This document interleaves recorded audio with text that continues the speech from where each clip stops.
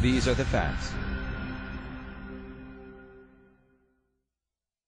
Scientology is mocking up its own threats, as they always do. L. Ron Hubbard wrote, anyone who attacks Scientology is a criminal.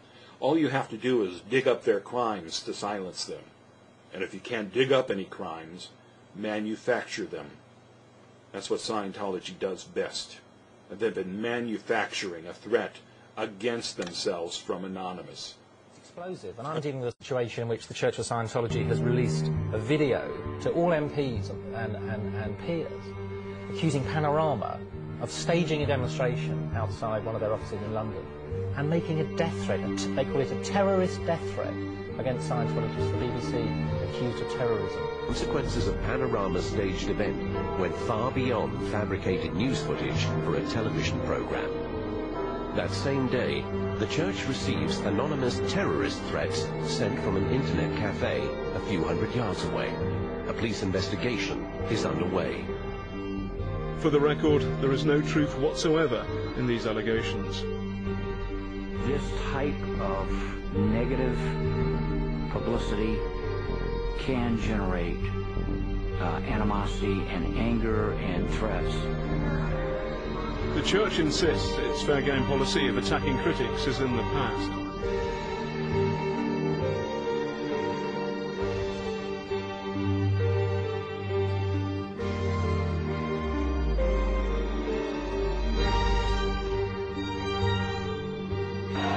The actions of Anonymous, which is a terrorist group.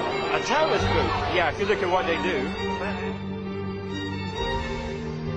While claiming they are peaceful, in less than 3 weeks, Anonymous members made or encouraged 8,139 harassing or threatening phone calls, 3.6 million malicious emails, 141 million hits against church websites, 10 acts of vandalism, 22 bomb threats, and 8 death threats against members and officials of the Church of Scientology. But critics say the church may never be able to gain the mainstream acceptance it seeks as long as it remains tethered to the words and ideas of its controversial founder. L. Ron Hubbard left Scientology not only his religious writings, but a series of controversial directives that appear to advocate threats, intimidation, and even attacks against those he regarded as enemies. Some of Hubbard's writings don't ever defend, always attack. The purpose of the lawsuit is to harass and discourage rather than win. A church enemy may be tricked, sued, or lied to, or destroyed. They can send private investigators out to your home or to your place of work, talk to your neighbors. They will illicitly try and obtain copies of your phone bills or credit rating.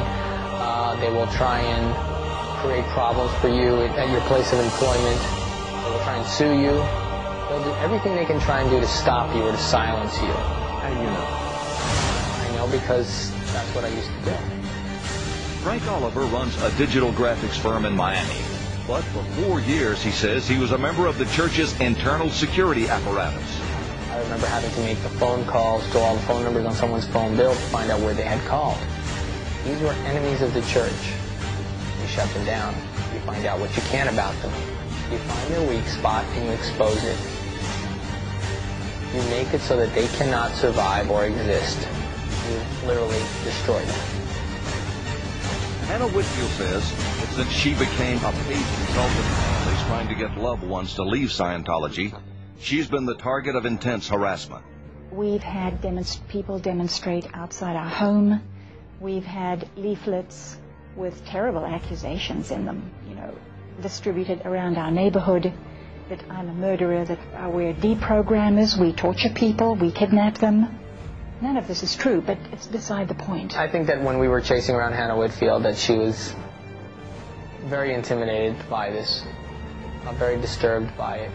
Frank Oliver says he spent 3 days on a stakeout of the Whitfields in Los Angeles.